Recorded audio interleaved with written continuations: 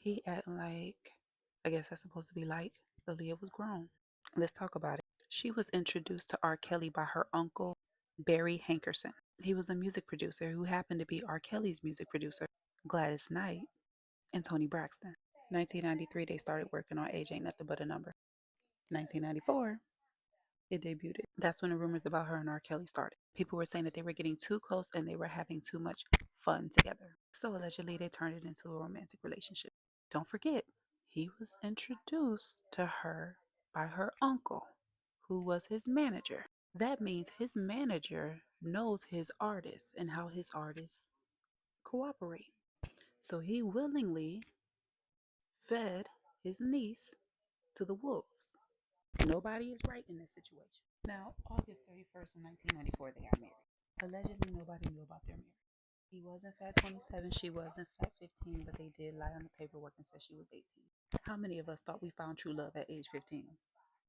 Now, her uncle knew about that marriage. Somebody had to set it up. Somebody had to be witnesses. But the moment Aaliyah's parents found out, they made her go and get an annulment. So at the end of 1995, the annulment was granted. 2 years later, Aaliyah filed to have her invalidated marriage expunged from her records. For those that don't know, that's just another way of saying it never happened. No paper trail. The judge, in fact, granted it. I meant to say, in addition to that annulment, she was also ordered not to be having any kind of dealings with R. Kelly at all. So after that moment, them two never were seen together ever again. Now, what was going on with R. Kelly in 1997? 1997 is when R. Kelly was being sued by a 20-year-old saying that he had sex with her when she was 15. He was 24. That later on got settled for $250,000 on both parties. Now, of course, all that stuff really wasn't made public about R. Kelly and Aaliyah, but people always made it weird by bringing him up every time she had an interview. Aaliyah ended up dating Dame Dad, and unfortunately, she died in 2001. She was only 22. Now, let's look at the facts about the case.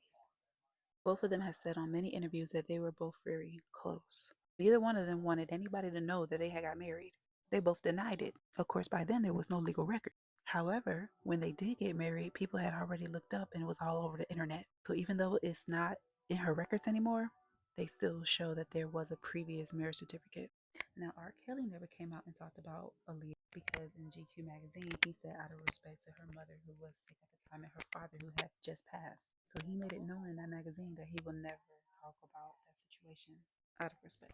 Now, Sledge, who also worked on Age Ain't Nothing But a Number, stated that the whole situation was very uncomfortable. He said nobody really thought that way until Vibe came out with an article in their magazine. And after that, the rumors spread, and people started paying closer attention to them too. Now, in 2008, R. Kelly was found not guilty on 14 child pornography charges. 2021 is when R. Kelly got convicted: racketeering, bribery, and sexual exploitations of a child, and sex trafficking. Now, in conclusion, when it comes down to them two, nobody will ever really know the truth but R. Kelly and Aaliyah. You can't hear Aaliyah's side and no one wants to hear R. Kelly's side. So all you can do is look at the facts that was around. Do you think R. Kelly was the only one that was messing around with women there? Especially the underage ones? They were not checking for IDs back then, and a lot of people had fake IDs.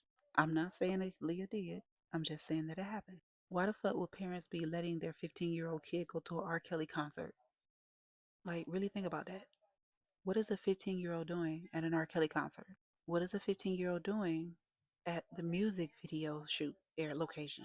Think about how you was when you was a teenager and your favorite artist was in town. You would want to get as close to them as you can. And in your little immature mind, you thinking that they the next best thing is sliced bread.